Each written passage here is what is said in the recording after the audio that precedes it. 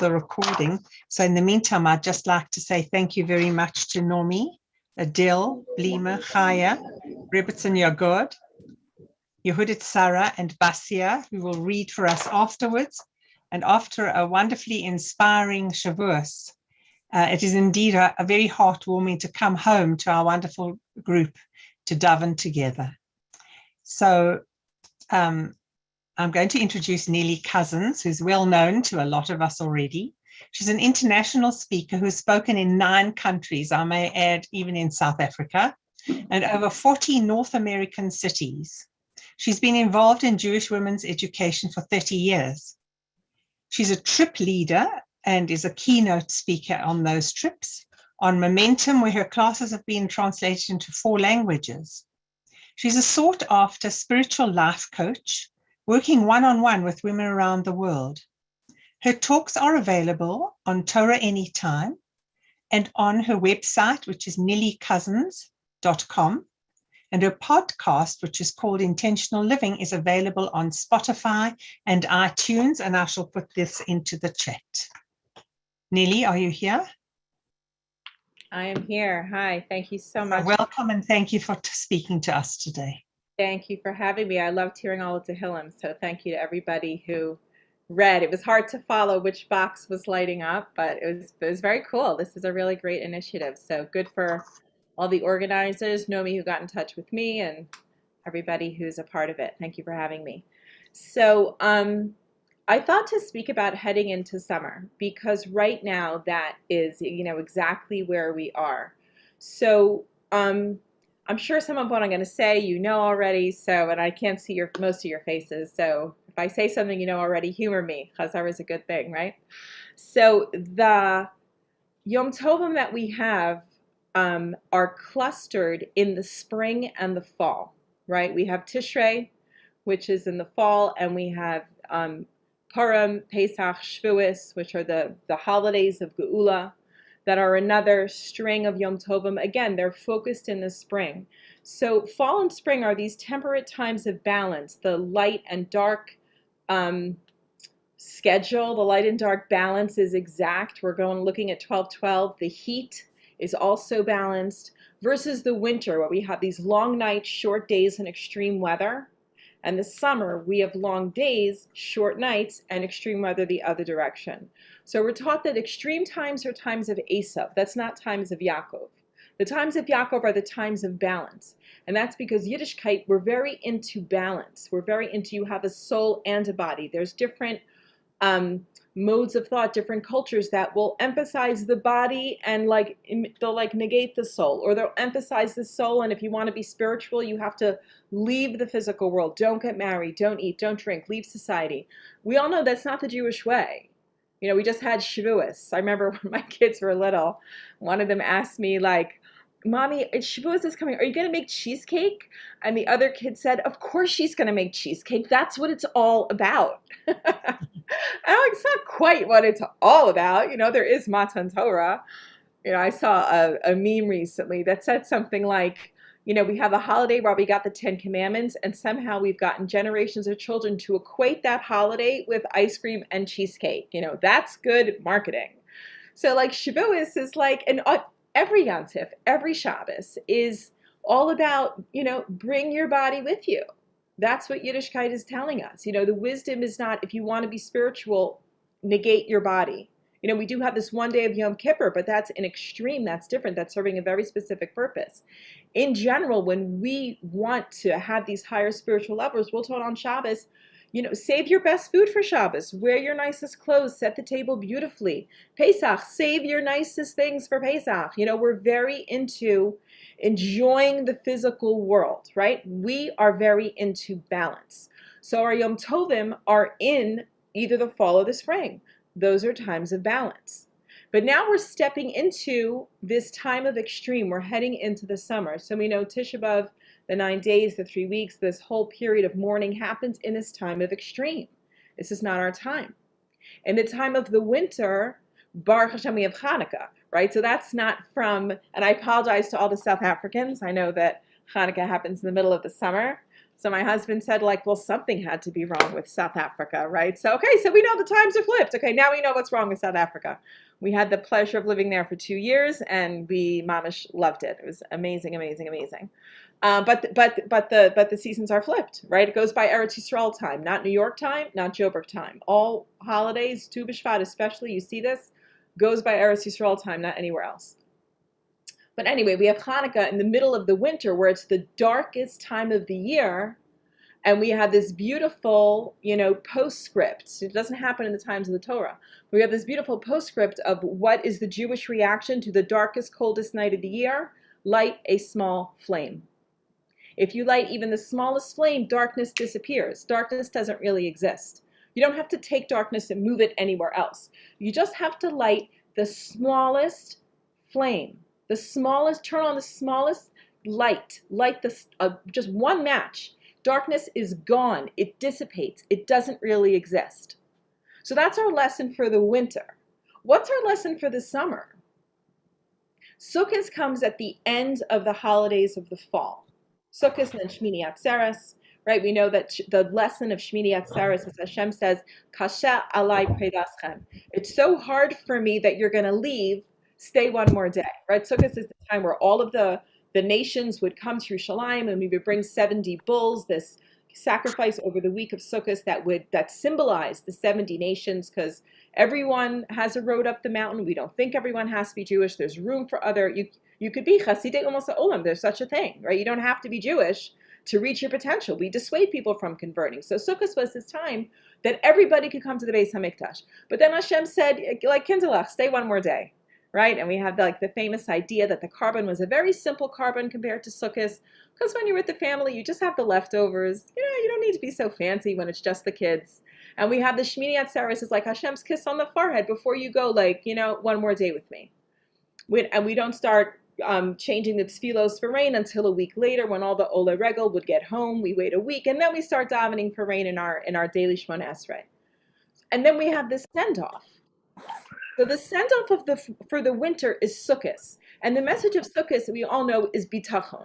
Leave your house, live in a sukkah. Hashem says, I got you. You don't have to worry about anything. You don't have to do anything. I'm with you. I got you. And, at the end of Sukkot, we say, have a good winter, right? Like, off you go into this long, dark tunnel until we come out the other side on Tu B'Shvat, which is we celebrate that there's just sap rooting in the roots. You can't even see the spring growth yet, but we know it's coming. So now we're at the end of that spring, holiday season. Shavuos just ended, and now we're heading into this extreme light cycle, this extreme heat cycle. What's the takeaway from Shavuos that's going to get us through the summer till we get back to Elul and Tishrei and temperate times again? So I'm putting this a little bit together. I did not find an exact source for this. So if you find an exact source, please let me know. I would love to know. But in putting it together, the thing that I see from Shavuos is we literally got the Torah. Literally, what is in our backpack right now? Hashem said, here you go. Here is the cheat sheet to the universe. You want to know how this place works? I wrote a book. Here you go. And the whole idea of Torah, I say this in all my classes. I'm sure if I could ask you, you would know the answer. But I do a lot of kiruv teaching. So I say to them, does anybody know what the word Torah means? We treat it like an English word, Torah. We just treat it like it's an English word, but it's not. It's a Hebrew word. So if it's a Hebrew word, it means it has a translation into English. So people don't know what Torah means. So I say to them, do you know what the word Morah means? Everybody knows Morah. Morah is a teacher. So Torah and Morah are the same root, lahorot, to show or to teach. One of my friends told me that in Israel, the word Torah will be used for the word instructions, like Torat HaNehiga would mean instructions for driving. Our Torah is called Torat Chaim, instructions for living. So when we got the Torah, it wasn't just do this and don't do that. It was, here's the spiritual fabric of the universe. Here's how this place works. So in general, we know that the whole Torah could be summed up, right? And do unto others as you would not have done to you, or do good, or v'ahavta l'reacha kamocha, all these call to arms that we have. The idea of the Torah in a nutshell is you will be happier on planet Earth if you're kind, if you're grateful, if you're generous, if you tell the truth, if you're respectful, if you don't gossip. Ezehu ashir samech bechelko. Don't get fooled. Because you're in a physical world. It looks like physical wealth will get you there. It never will. Physical wealth is counterfeit. That's the language of the body. You want to be happy? You have to do the language of the soul. That's fulfillment. That's giving. That's kindness. And if you want to do the opposite, I mean, you could. There's no police out there that's going to stop you from, judging people not favorably or gossiping or lying or cheating or stealing. Like the actual police may catch you. But there's nobody, checking. How are you thinking? How are you judging? Like, you're on your own, but heads up, you just won't be happy here because this is the cheat sheet to the universe. This is how this place works.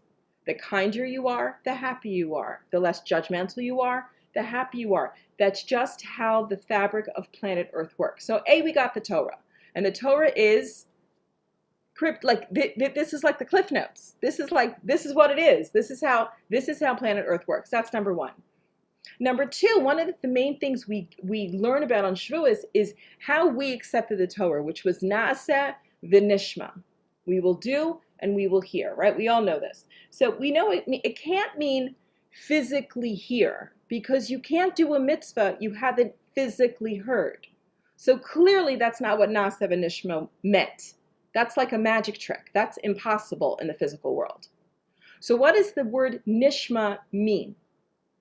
So we understand, it says in Pirkei Avos, in Perek Vav, Mishnah Vav, it says this is like, Aisha Tova 101. My husband got his smicha from Aisha, and we were lucky enough to open the Aisha branch in South Africa. That's why I spent 2 years there, 100 years ago. But one of the cornerstones that the Rosh Hashiva of Noach Weinberg taught us was these 48 ways to wisdom. It's from Pirkei Avos, Perek Vav, Mishnah Vav. Right now in the summer, we're starting from Pirkei Avos Shabbos afternoon, so that's also very timely. And it says that there's 3 crowns. There's the crown of Malchus and how that's acquired, the crown of Kahuna and how that's acquired, and then it says there's the crown of Torah. So the crown of Malchus is only available to descendants of David HaMelech. That means most of us are not eligible, disqualified immediately. Then there's the crown of Kahuna. That's available, we know, to descendants of Aaron, Moshe's older brother. Most of us are not eligible. If you're not a descendant of Aaron, this is inaccessible. Then there's the crown of Torah. And it says the crown of Torah is lying in the street waiting for anyone to pick it up. The problem is that we don't. But Perek Vav, Mishnah Vav, tells us how to pick it up. It says the crown of Torah is acquired through these 48 ways. And then it lists the 48 ways that you can acquire Torah. And the Rosh Hashiva of Noach Weinberg taught a whole series called the 48 Ways to Wisdom. Today, there's books written in the Rosh Hashiva's name by his students, and you can find this online, these 48 different lessons of how to be a wise person. So I'm going to do with you way 1 and way 2 very quickly. Way 1 is B'Talmud. B'Talmud means with constant study, which means you need to be a person that's always learning. We know the greatest accolade we can give our scholars is that they are Talmidei Chachamim, which essentially means they're still students. The greatest compliment we can give a scholar is that you're still a student. As soon as we think we know everything, we're out of the running for being a scholar in Judaism. A scholar knows, I don't know. That's what makes you wise. Yom Kippur, it comes every year that we, apologize, and I'm sorry. We have to apologize to people and to Hashem. We have to acknowledge what we did wrong. Notice that no one is exempt from Yom Kippur. It doesn't matter how long your beard is, how long your skirt is. It's exactly the opposite. The more pious a person is, the worse they're going to feel on Yom Kippur, because they care so much about what they do. So we are in a state of being constantly learning. Ezehu chacham halomein mikol adam. Who's the wise person? The person who learns from everyone. The first way to acquire the crown of Torah is you have to be B'Talmud, It's constant study. That's number one. Number two, the second way is shmias ha'ozen, listening with the ear, which is a weird way to put it. What else would you listen with? You can't listen with anything. You can't listen with your elbow. You can only listen with your ear. So just say b'shmiya. Why does that have to be b'shmiat ha'ozen, the listening with the ear? What's it trying to tell us? So we explain this as active listening. And the Rashi explains that shomeya, to listen, there's 3 levels to listening. Level 1, physically hearing something, right? And we use this the same way in English. Like this will resonate. You will recognize this. The first level of listening is just physically hearing, right? With cell phones, we've never been more in touch with this than ever, right? Can you hear me? Can you hear me now? I hear you now. Can you hear me? Right? We just mean physically, can you hear my voice? It's already a level you can just physically hear. Number 1. Number 2 is understanding, right? Like you could say to somebody, I'm not hearing you. You don't mean I didn't physically hear you. You meant I don't understand what you're saying. And then you go, oh, okay, I hear that. What do you mean? You mean I understand that. I get that. When we said Naaseh v'nishma, we meant that second level. We meant we'll do it. We physically heard it. Can't do a mitzvah you didn't physically hear. We physically heard it. Naaseh v'nishma means we'll do it before we fully understand it, because Hashem, we trust you that much. If you want us to do it, we'll do it. Later, we'll seek to understand it. That makes perfect sense in human relationships also. If you think about any relationship that you're in, imagine if you had to fully explain everything you wanted somebody else to do so that they agreed with you before they would do it. You just can't be in a relationship like that. Relationship means, okay, I don't really get it, or I wouldn't do it that way, but if it's important to you, okay, you want me to do it like this, I'll do it like that. Whatever you want, right? Because it's an investment in the relationship. If you'll only do the things that make 100% sense to us, then that's not called relationship. That's called doing what you want. Well, doing what you want isn't valuable in relationship. Doing what the other person needs you to do, that's valuable. That's how you show that you care. That's how you show up. So when we said Naaseh v'nishma, what we were saying is, Hashem, we're showing up for you. Like you showed up for us. We trust you. We will show up for you. That's what Naaseh, not that we're doing it for Hashem, but that in the relationship, keeping His Torah, accepting His Torah, and being that in the world, that was us being in relationship with Hashem. So that's the second level. The third level is actually doing something. So if you think about with your kids, if you want them to be good listeners, you don't mean that they physically heard you, and you don't mean that they understood you. Like when you say clean your room, if they're like, yeah, heard you, Mom, and then they go back to reading, that's not what you meant. Clean your room. I understand what you mean. My room should be clean. Totally get it. And then they go back to reading. Again, not what I meant.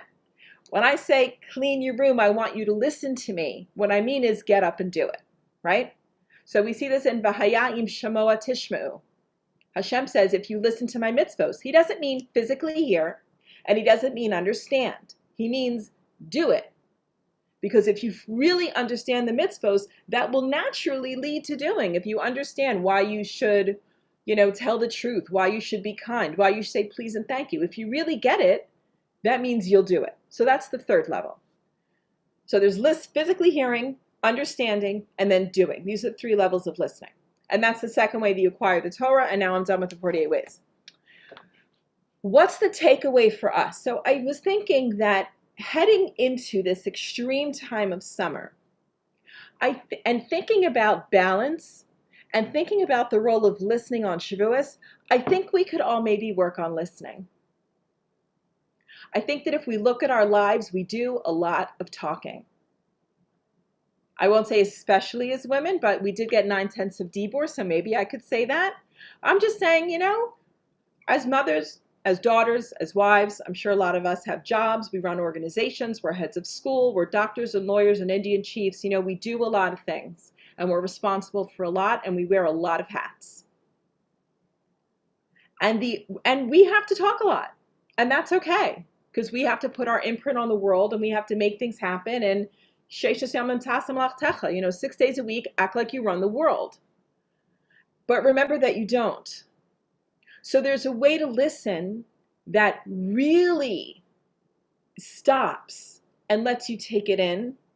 And there's a way to listen that just doesn't work for anybody. And we're just kidding. We're just lying to ourselves thinking that we're listening when we're like really not listening.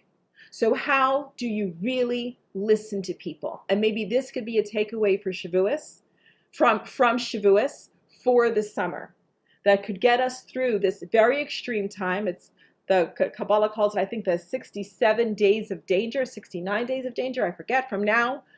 Not now. I think it's Chaf Gimel Sivan. I'm forgetting. I think it's Chaf Gimel Sivan until Tisha B'Av. It's this very extreme time. How can we be careful and be balanced in our everyday interactions, in our everyday relationships, that we're showing up in a balanced way that lets other people be seen when they're with us? So I want to teach you the 5 levels of listening. This is from my coach. His name is Elliot Rosenbaum. He lives in Florida. He's amazing. And he wrote a book called The 5 Levels of Listening. And I asked permission to teach it everywhere because it's a short book and it totally changed my life. And changes the way I coach people and the way I interact with them. And it will change the way you have every relationship if you can walk away with this. So here we go. If I had a PowerPoint, I would show you the triangle, which is how you do this. It's a triangle. You could do this if you want in your notes. The bottom, divide your triangle into 5 parts. The bottom level is the lowest level, level 5. It's at the bottom because it's the widest. That's where most people are. And then as you go up the levels, less and less people are in the higher levels. I'm teaching. Bye. Less and less people are in the levels as you go up. So 5, 4, 3, 2, 1 is at the top. Here we go. Level 5, bottom level. That level is called interrupting, which everybody here has been interrupted and everybody here interrupts. It's just part of life. We do this a lot. The problem with interrupting is not just that we're not letting the other person finish their sentence. It's not just that we're, as somebody likes to call it, already listening. You think you know what they're going to say. We think we know what the end of the sentence is. We jump in, we interrupt. It's not just that the other person doesn't speak and we're not really, it's not just that. Think about how you feel when you're talking to someone and you know they're going to interrupt you. Mentally, what goes on for you? We usually feel like shut down, stressed out. We can't really think clearly. You're just trying to get your idea out before they interrupt you. It's like a stressful conversation to be in because you don't have the space to just, express yourself and finish your thought. You're just trying to get the words out before they interrupt you. So interrupting people doesn't just make them not feel heard. It doesn't just cut us off from hearing the idea. It also shuts down their brain. They literally can't think in our presence. So interrupting, the good thing about interrupting is you know when you're doing it and you know when it's being done to you. So it's pretty easy to stop if you want to because you notice, oh, 1 second I interrupted you, please finish. Or you can say to somebody, I'm sorry, you're interrupting me. I let you speak. Can you just let me finish my sentence? And people will usually be like, I'm sorry, yes, please go ahead, right? Because we know interrupting is wrong, even though it's a bad habit, right? It's easy to stop this one. But that only takes you to level 4 listening. Level 4 listening is waiting. Waiting means I'm not really listening. I'm not interrupting you, but I'm also not really listening to you. I'm just waiting for you to stop talking so that I can tell you the truth, which is my view, right? So that is a little bit trickier because it's happening, silently in our minds. But that waiting type of listening, you're not really listening to them. You're not really hearing them. You're listening to the voice in your head that's going yeah, I know, gosh, how long is she going to drone on? She said this already. It's redundant. Right? You're not there. You're here. You're just waiting for them to stop. And if you've ever been on the receiving end of somebody who's waiting for you to stop, they're not listening to you. You're not stupid. You know the difference between somebody who's really listening and with you and somebody who's just spacing out and doing their laundry list before you can stop talking and they can fill you in, right? So waiting is trickier because you don't always know that you're doing it. And it's disconnecting. You think you're being so nice that you're listening. But it's actually very disconnecting because you're not engaged if you're, the person who's speaking, the listener who's waiting is not engaged with the speaker. And the person who's speaking doesn't feel heard. So you're doing this charade of a conversation, but really it's not a give and take. Really, you're just waiting. So that's level 4. Level 3. Level 3 is what people call active listening. The level is called mirroring. So mirroring means, just like it says, I repeat back to you. I mirror what you said, right? Now, there's times where this is really useful, and there's times where this is really not, okay? So where it would be useful is if I'm giving you directions. Make a left, make a right, da-da-da, 3 blocks down. And I say to you, say it back to me so I know you got it. And you're like, I got it. Left, right, 3 blocks down. Awesome. That directions, it works. Sometimes it'll work in a conversation. You can say like, okay, what I hear you saying is that when I didn't call you back, I really insulted you. So I'm really sorry about that. I didn't mean to. That could work, right? Because it means I heard you. I got it. I say it back. I got it. That works. Where it's not going to work is maybe you've had this experience with your kids. They come home frustrated from school. Oh, my teacher, she's so mean. She kept me in from recess because I didn't do my homework. And, blah, blah, blah. And you go like, wow, I hear you. You think your teacher's mean because she kept you in from recess. And they're like, yeah, that's what I just said, right? Kids don't always like this. They're like, yeah, ma, yeah, your ears work. Did you learn this in a class or something? Right? It doesn't go. If somebody says to you, where's the bathroom? And you say, I hear, you want to know where the bathroom is. No, that's not what's required in that moment, right? So mirroring will sometimes work and sometimes won't. Sometimes mirroring will be super annoying. And it's so clear that you're just using it because it's this tactic we learned. It's this strategy that we heard. And now we're just going to you pull out a screwdriver to bang in a nail. And you need a hammer right now. Why are you pulling out your screwdriver? Because you like it? Because it was the easiest one to reach, right? So you have to know when to use mirroring and when not to use mirroring. Level 2. The next level is called sensing. And it's called sensing because part of listening is not just hearing the words, it's also sensing the non-verbal communication. There's a statistic that's actually more specific information than I realized, but there's a statistic that over 90% of language is non-verbal. So the specific truth of that statistic is over 90% of communication is nonverbal when the verbal communication and the nonverbal don't match. So for example, if you ask me, how are you? And I say, oh, fine. The verbal communication and the nonverbal communication contradicted each other. So that means over 90% of what I really was saying was all packaged in the nonverbal, right? That's nonverbal. The eye rolling, the looking away. The only verbal thing was that one syllable, fine. Everything else around that was nonverbal. So sensing means you're tuned into that. So if you're talking to your kid and you're like, how was school? And they're like, oh my God, it was so horrible. You're like, really? Why are you smiling? Right? Or they're like, it's great. It's fine. It's fine. You're like, what's wrong?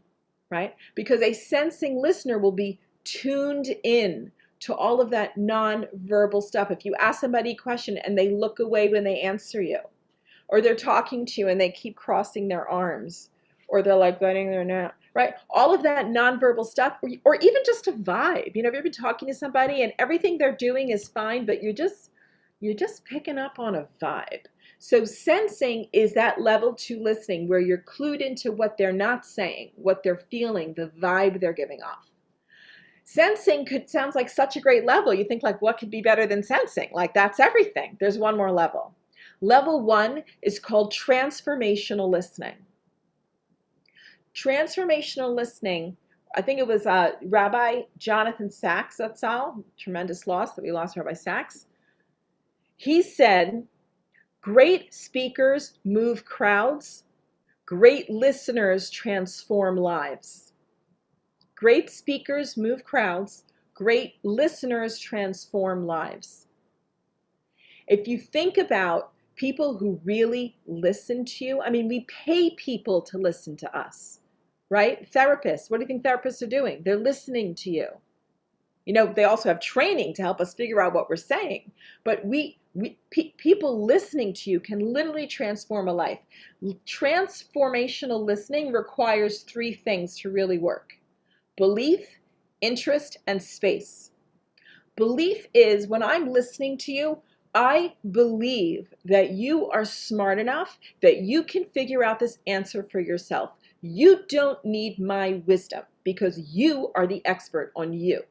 If you think about your favorite teacher or your favorite, relative, that uncle, that aunt, that grandparent, that like really listened to you, how you felt different in their presence, right? When someone believes in you, you know it. So if we listen to people and we believe in them, that changes how they think. It changes how they can access their own wisdom because we believe they have it. The second thing you need for transformational listening is interest, which means in addition to believing that you have the answers, I'm also very interested in what you have to say. I really want to know, like I'm going to ask you a question, right? Because if you're really listening, you're going to ask transformational questions. Really, tell me more about that. When you said that, you smiled. Can you talk about that a little bit more? Or when you said that, you got this like weird look on your face. Like, what was that about, right? Good questions draw the person out more. This is like the ABCs of coaching. Like when I'm coaching people, like the most important thing, and I cannot tell you how many times I'm with a client and I'm listening to them and I'm like, wait, you just said this. What did you mean by that? Every time they're like, wow, good question. Because if you're really listening, then the question you're going to ask is going to be spot on to what that person is talking about. And when we really listen to people with belief and with interest, what they come up with is amazing. Because everyone's amazing. I hope each one of you thinks that you are amazing. That's not egotistical. That's just like Hashem made you. Hashem doesn't make junk. Like you're not an extra. You're it. Hashem made you. You're amazing. But sometimes we don't have the space or the time or the belief in ourselves to like really trust our own voice, our own intuition. Great listeners can do that for us. I think it was Einstein who said, the mind that created the problem also holds the solution. Transformational listening lets people get in touch with their own solutions. And the third thing you need for transformational listening is space, which is give people the space to answer your question. When you ask a question, don't be afraid of the silence. I remember when we used to go to our Rav, he would ask these questions and then we'd like think and he wouldn't talk.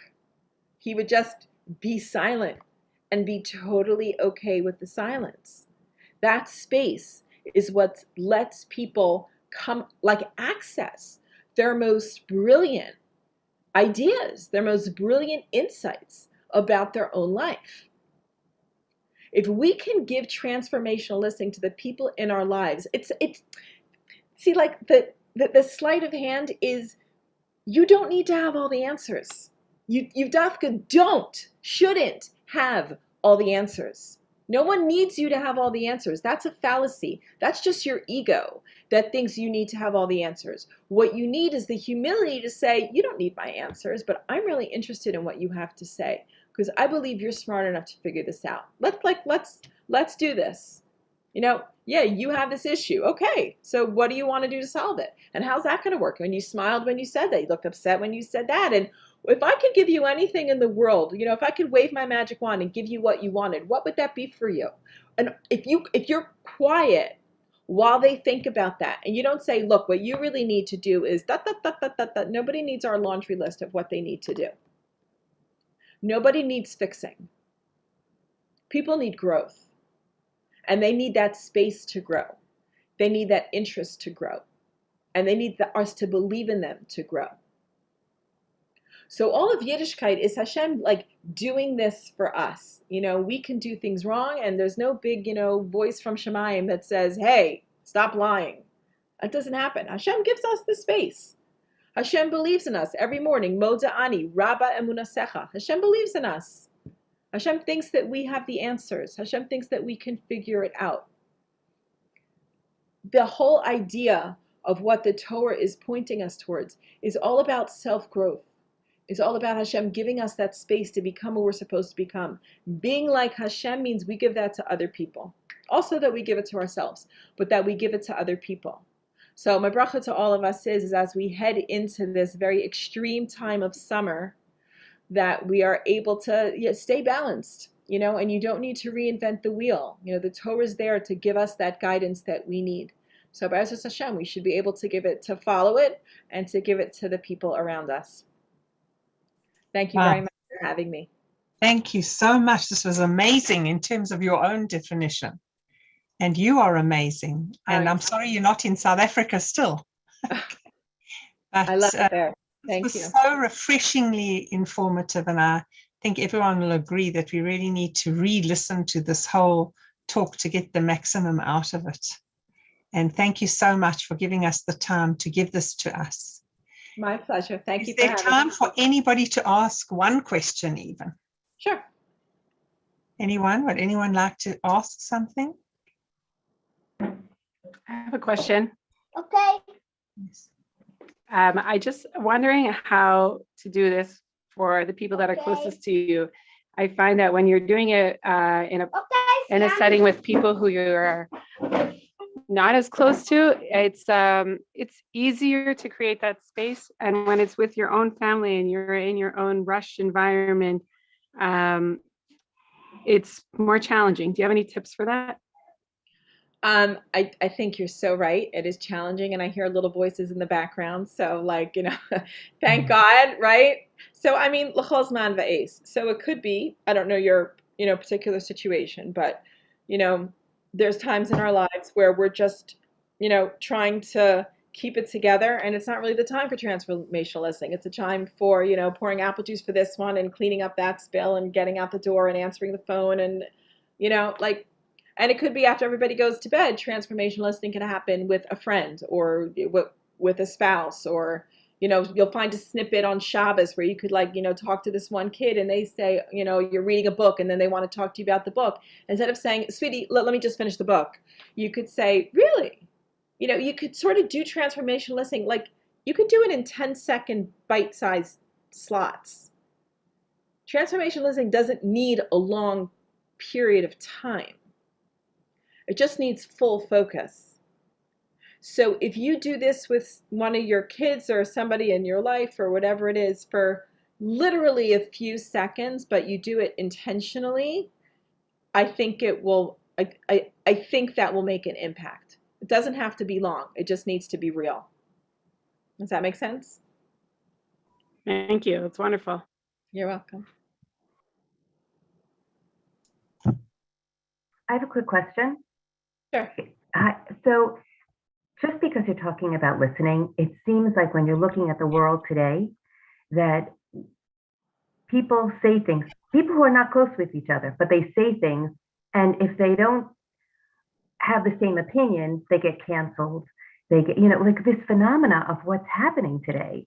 Yeah. Just because this is the topic, do you have any thoughts about what's happening in the world today? I don't understand what's going on. That's a thought. Okay. No clue. I mean, we all believe Hashem runs the world, and there's clearly something going on. It makes no sense. It makes no sense. No, I wish somebody would tell me what's going on. I don't know. Okay. I don't know. Scary. I agree with you. Yeah. Okay. Okay. Thank you. Thank you. This was such a wonderful talk. Thank you so much. I hope you come back again. Thank you. You're sweet. Thank you very much. So thank you for answering those questions, Nili, and thank you for being with us. Ladies, this has been tremendously encouraging and insightful. And with that, we would like to ask Basia to read. Basia, are you there? Yes, I'm here.